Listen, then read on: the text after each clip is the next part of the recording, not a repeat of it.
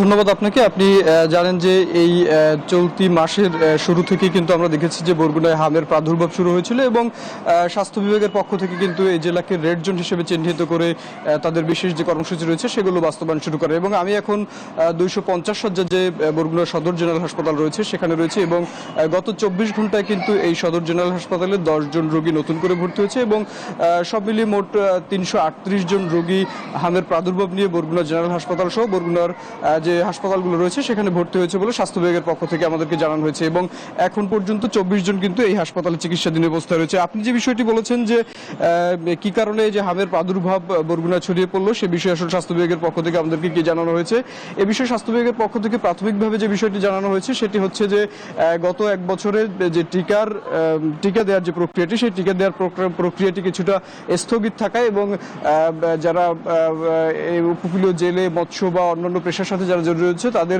অসচেতনতার কারণেই কিন্তু এই যে হামের প্রাদুর্ভাবটি সেটি ছড়িয়ে পড়েছে বলে প্রাথমিকভাবে স্বাস্থ্য বিভাগের পক্ষ থেকে আমাদেরকে জানানো হয়েছে। তবে আমরা এই বিষয় নিয়ে কথা বলেছিলাম সরকার রোগতত্ত্ব রোগ নিয়ন্ত্রণ যে ইনস্টিটিউট রয়েছে আইডিএসিআর, তারা আমাদেরকে যে বিষয়টি জানিয়েছে যে এই বিষয়টি নিয়ে আরও বিস্তর গবেষণার প্রয়োজন। কারণ কি আপনি জানেন যে এর আগে ডেঙ্গুতেও কিন্তু বরগুনা সর্বোচ্চ আক্রান্তের সংখ্যা ছিল এবং এরপরেই কিন্তু যে হামের প্রাদুর্ভাব সেটিও কিন্তু বরগুনাতেই সর্বোচ্চ সংখ্যক হওয়ায় স্বাস্থ্য বিভাগের পক্ষ থেকে এখানে রেড জোন ঘোষণা করা হয় এবং এরপর থেকেই কিন্তু স্বাস্থ্য বিভাগ এবং সরকারের যে সংশ্লিষ্ট বিভাগগুলো রয়েছে সেই সেই সেই বিষয়ে এবং আমরা এখানকার স্বাস্থ্য বিভাগের কর্মকর্তাদের সাথে কথা বলছি, তারা আমাদেরকে যে বিষয়টি জানিয়েছে যে স্বাস্থ্য বিভাগের পক্ষ থেকে কিন্তু বরগুনায় হামের প্রাদুর্ভাব শুরু হওয়ার পর থেকে তারা কিন্তু এখানে বিশেষ টিকাদান কর্মসূচি পালন করে এবং সেই বিশেষ টিকাদান কর্মসূচি ইতিমধ্যে শেষ হলেও তাদের যে নিয়মিত টিকাদান কর্মসূচি আছে এবং স্বাস্থ্য বিভাগের পক্ষ থেকে এই এলাকার মানুষজনকে সচেতন করার জন্য কিন্তু বিভিন্ন কার্যক্রম তারা বাস্তবায়ন করছে।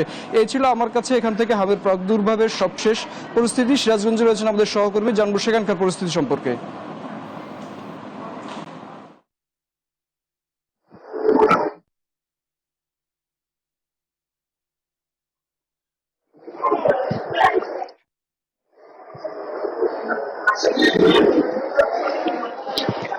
ধন্যবাদ। আসলে সিরাজগঞ্জে কিন্তু দিন দিন হামের যে প্রাদুর্ভাব সেই প্রাদুর্ভাব কিন্তু বেড়েই চলেছে। এখন পর্যন্ত সিরাজগঞ্জ জেলায় কিন্তু 260 জন রোগী হামে আক্রান্ত হয়েছে এবং 147 জনের মতো কিন্তু সুস্থ হয়েছে। এর মধ্যে কিন্তু সিরাজগঞ্জের বিভিন্ন হাসপাতালে কিন্তু 43 জন যে শিশু রোগী রয়েছে তারা কিন্তু চিকিৎসাধীন রয়েছে এবং চিকিৎসাধীন যা শিশুরা রয়েছে তারা কিন্তু অনেকটাই অসহ্য যন্ত্রণা বেদনায় তারা কিন্তু রয়েছে। আমরা যতটুকু জানতে পেরেছি এই হাম প্রতিরোধে কিন্তু ইতিমধ্যে সিরাজগঞ্জে যে এমআর টিকা সেই টিকাদান কার্যক্রম শুরু হয়েছে গত 20 এপ্রিল থেকে এ পর্যন্ত কিন্তু 1,75,000 শিশুকে কিন্তু টিকার আওতায় আনা হয়েছে এবং 3,95,000 শিশুকে কিন্তু টিকা দেওয়া হবে বলে স্বাস্থ্য বিভাগ আমাদেরকে জানিয়েছে। আমরা যেটা জানতে পেরেছি মূলত গত 1-1.5 বছরে কিন্তু হামের টিকা না দেওয়ার কারণে কিন্তু এই হামের কিন্তু সংখ্যা কিন্তু আসলে বেড়ে যাচ্ছে এবং ভিটামিন এ এবং অপুষ্টিজনতার কারণে কিন্তু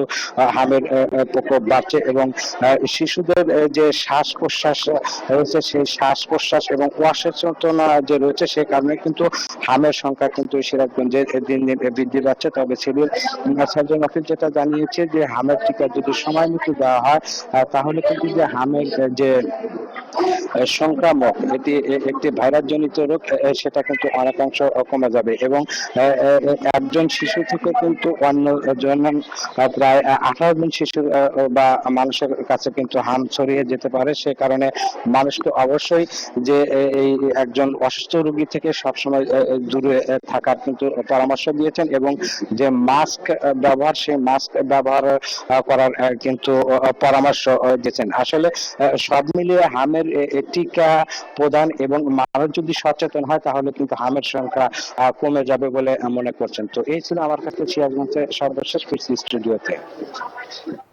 জি, ধন্যবাদ আপনাকে আমাদের সঙ্গে যুক্ত হবার জন্য। হামের সংক্রমণ রোধে দেশজুড়ে চলছে টিকাদান কর্মসূচি। এ বিষয়ে বিস্তারিত জানাতে আমাদের সঙ্গে যুক্ত হচ্ছেন আমাদের সহকর্মী পিরোজপুর থেকে গোলাম মোস্তফা।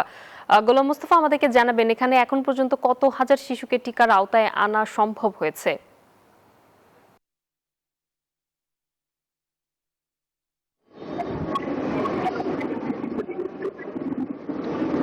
পিরোজপুরে সারা দেশের ন্যায় পিরোজপুরে মূলত হামের সংক্রমণ দেখা দিয়েছে, তবে এখানে সংখ্যাটা কিছুটা কম। তো সেক্ষেত্রে পিরোজপুরে যেমন গত 24 ঘন্টায় 128 জনের নমুনা ঢাকাতে পাঠানোর পরও এখান থেকে মূলত 4 জনের হাম শনাক্ত হয়েছে। তো আর একটু আসলে দেখা যাচ্ছে যে সেই 4 জন সহ পিরোজপুরে প্রায় আপনার এখানে 8 জন এখন ভর্তি আছেন এই মুহূর্তে, এবং সেই সাথে পিরোজপুরে যে যাতে হামের সংক্রমণটা না বাড়ে সে কারণে স্বাস্থ্য বিভাগ থেকে বেশ কিছু পদক্ষেপ নেওয়া হয়েছে। যেমন তারা এখানে প্রায় 1,20,791 জনকে বিভিন্ন স্থায়ী এবং অস্থায়ী সহ প্রায় 750টি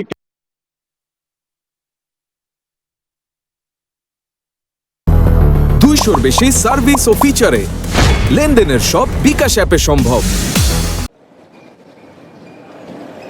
জি ধন্যবাদ। আমরা এই মুহূর্তে অবস্থান করছি খুলনা মেডিকেল কলেজ হাসপাতালের সামনে। এখানে যারা হামের উপসর্গ নিয়ে আসছেন, যে সমস্ত শিশু, তাদেরকে কিন্তু আইসোলেশনে রাখা হয়েছে, আলাদা কক্ষে চিকিৎসা দেওয়া হচ্ছে। কিন্তু যে জিনিসটি এখানে ঘটেছে, এখানে কিন্তু হামের চিহ্নিত করার কোনো যন্ত্র অংশ নাই। এই কারণে কিন্তু আসলে সে হাম আক্রান্ত কিনা এটা কিন্তু বোঝা যাচ্ছে না।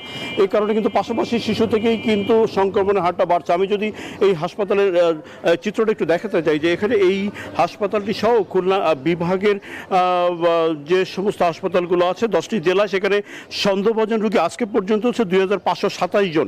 এর মধ্যে খুলনা বিভাগীয় স্বাস্থ্য পরিচালকের তথ্য অনুযায়ী হাসপাতালে ভর্তি হয়েছেন 2121 জন শিশু। এর মধ্যে মারা গেছেন 12 জন। নিশ্চিত হাম শনাক্ত হয়েছেন 87 জন।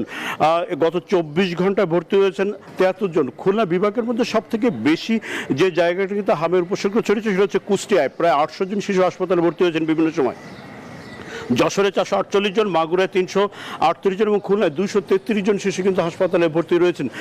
এখানে যারা চিকিৎসক আছেন তারা বলছেন যে যারা কিনা হামের উপসর্গ নিয়ে আসছেন, অর্থাৎ প্রচণ্ড জ্বর সহ গায়ে বিভিন্ন রকমের দাগ সহ যে সমস্তগুলো চিহ্নিত করা হচ্ছে, সেগুলো নিয়ে তারা ভর্তি হচ্ছে এবং তাদেরকে কিন্তু আইসোলেশনে রাখা হচ্ছে। এবং আইসোলেশনে রাখলেও তারা কিন্তু আসলে ঝুঁকি মুক্ত নয়, কারণ হচ্ছে যে তাদেরকে কিন্তু পাশাপাশি শনাক্ত না হওয়ার কারণেই কিন্তু সংক্রমণের হার রয়ে গেছে। এই ছিল খুলনা মেডিকেল কলেজ হাসপাতাল থেকে হামের সর্বশেষ খবর।